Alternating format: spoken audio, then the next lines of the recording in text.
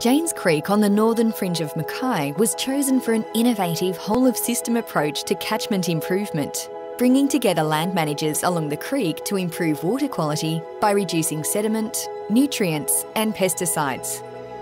The Janes Creek Water Quality Improvement Project is a Queensland government-funded project aiming to better understand losses of sediment, nutrients and pesticides from farms and urban areas. The project first began in 2018, and since 2019 there has been an increased focus on the urban section of the sub-catchment, including monitoring of the Gooseponds inlet, outlet and urban drains to demonstrate the urban contribution to pollutants and the long-term effects of pollutants entering the upstream in the catchment. The project is jointly delivered by Mackay Area Productivity Services and Reef Catchments. Where farmers have access to real-time data, real-time fine-scale water quality monitoring, the farmers can interpret that data and then we can make adjustments to our farming practices. But for me, I think one of the greatest skills that's come out of it has been the collaboration. Certainly collaboration with Reef Catchments and government agencies and other stakeholders. One of the things that we've done now in terms of changing our practices has been some of those chemicals that might have a propensity, shall we say, to escape from the farms or to move off farm. We've replaced those. We've found that the greatest movement off our farms is that first rainfall event, particularly after a dry period, that high rainfall event. We're thinking about that. There's issues now around the timing of our applications, fertilisers and chemicals, because we don't put it on to waste it and to see it go off-site. What stays on this farm is good for the farmer, good for my pocket, and great for the environment. Happy to engage with Reef Catchments again. I've enjoyed it, and if I can be very candid, certainly I didn't feel that Reef Catchments were ramming any particular agenda down our throats. They were more in a facilitation role, which I think helped, because I can tell you what's important in this, it's trust. Farmers need to trust, and I think there was a lot of trust going on.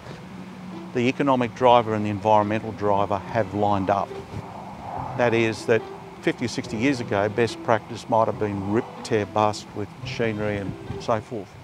Now, best practice environmentally, that is trash blanketing, keeping inputs and fertilisers all on farm, just happens to line up with the best economic outcome. So there's an incentive for us to be good environmental managers. Water quality is a very complex thing, and that if you're just talking about nutrients, you can sort of put into two baskets, nitrogen, phosphorus. But with herbicides, it's a whole different ball game altogether. And that's where I think we are seeing growers become better informed about their herbicides, the range of products that they have, but also the range of options that they have too. And I think the growers, I know when I did the first benchmarking, they were more driven by cost and effectiveness.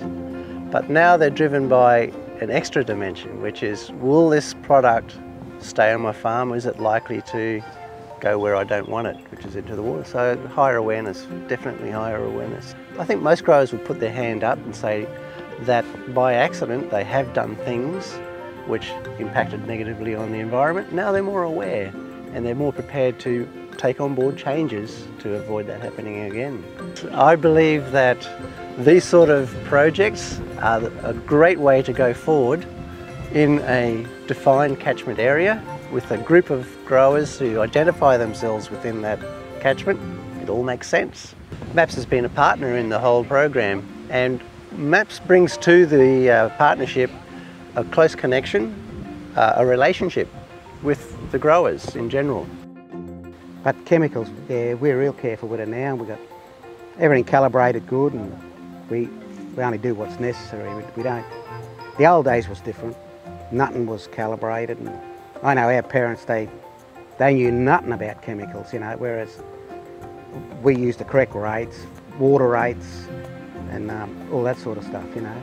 We've got an industry that needs to keep going, and if we got the government that supports it, you know, it makes it better for the reef, better for the ecology, for everything else. That's what we've got to do. Interested parties can contact Reef Catchments to inquire about further funding opportunities in the Plain and Pioneer catchments.